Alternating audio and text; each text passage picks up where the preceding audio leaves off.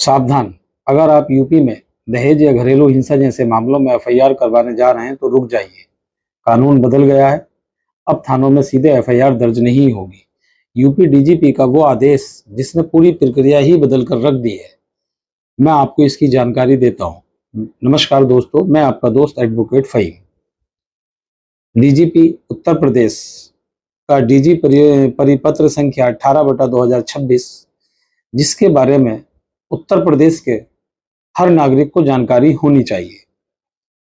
माननीय डीजीपी महोदय ने यह आदेश समस्त एसपी, समस्त एसएसपी, समस्त थाना अध्यक्ष और सर्किल ऑफिसर सीओ सबको ये सर्कुलर किया है और ये बताया है कि 31 ऐसे अपराध हैं जिसमें थाना अब सीधे एफआईआर दर्ज नहीं करेगा। जी हाँ, माननीय उच्च न्यायालय इलाहाबाद खंडपीठ लखनऊ द्वारा 528 बीएनएस संख्या 596/2026 अनिरुद्ध प्रसाद उर्फ अनिरुद्ध तिवारी बनाम उत्तर प्रदेश राज्य में यह आदेश पारित किया गया 25/2/2026 को, और इसमें डायरेक्शन दी गई कि किन अपराधों में अब आपको सीधे एफआईआर दर्ज नहीं करनी है।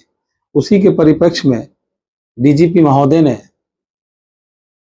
ये अपना पत्र 18/2026 जारी किया और सारे थाने और सभी अधिकारियों को यह आदेश कर दिया है कि किन ऐसे 31 मामले हैं जिनमें अब सीधे एफआईआर दर्ज नहीं होगी।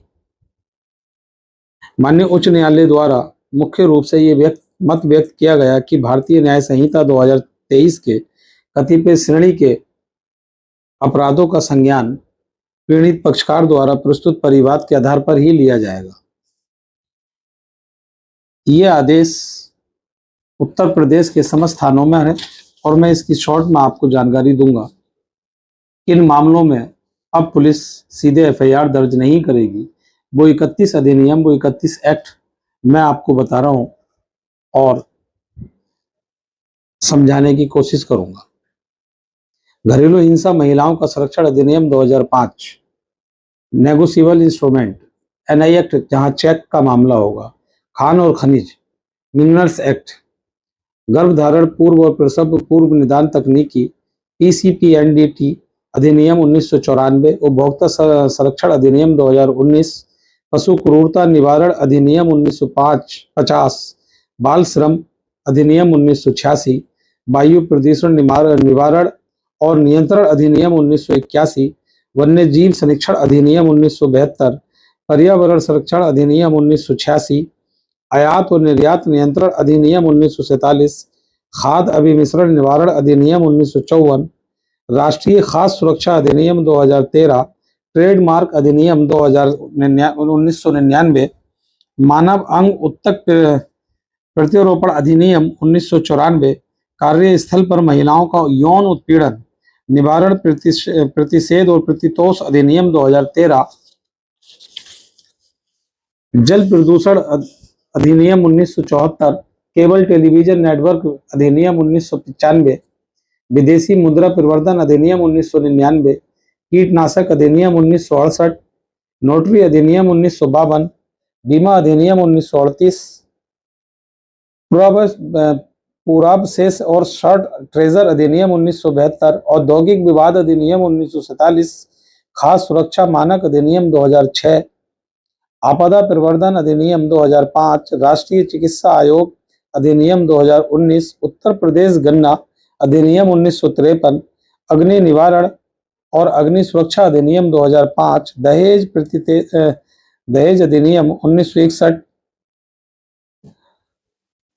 के अपराधों में अब अगर आप थाने शिकायत लेकर जा रहे हैं तो अब थाने पर आपकी एफआईआर दर्ज नहीं होगी।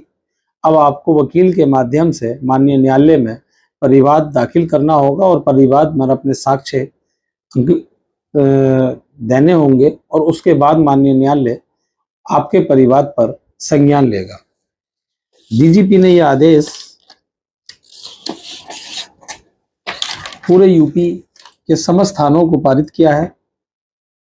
मैं उत्तर प्रदेश के लोगों को ये बताना चाहता हूं और ये जानकारी रखना चाहिए सभी को कि अब किन मामलों में एफआईआर आपकी दर्ज होगी और किन मामलों में आपकी एफआईआर दर्ज नहीं होगी। ये दोनों के लिए प्रक्रिया अच्छी है, डीजीपी महोदय का आदेश अच्छा है, लेकिन निचले स्तर पर कुछ दिन इसके नाम पर कई तरह से चीजें भुनाई जाएंगी।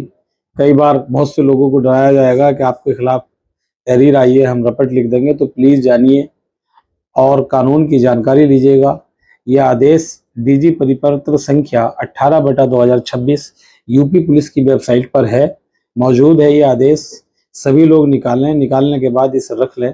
और अगर इतना भी नहीं कर सकते तो कृपया करके अपने किसी भी वकील से ऐसी कोई सूचना या ऐसे कोई एफआईआर का मामला अगर कोई थाने से या चौकी से फोन आता है तो प्लीज वकील से मशवरा लीजिएगा। अपने किसी भी एडवोकेट से आप जब मशवरा लेंगे या कोई भी नेक पुलिस वाला होगा तो वो आपको मशवरा देगा। तो ये मैंने 31 एक्ट आपको बताए हैं जिनमें अब आपके विरुद्ध एफआईआर दर्ज नहीं होगी। यूपी में तो बिल्कुल नहीं होगी।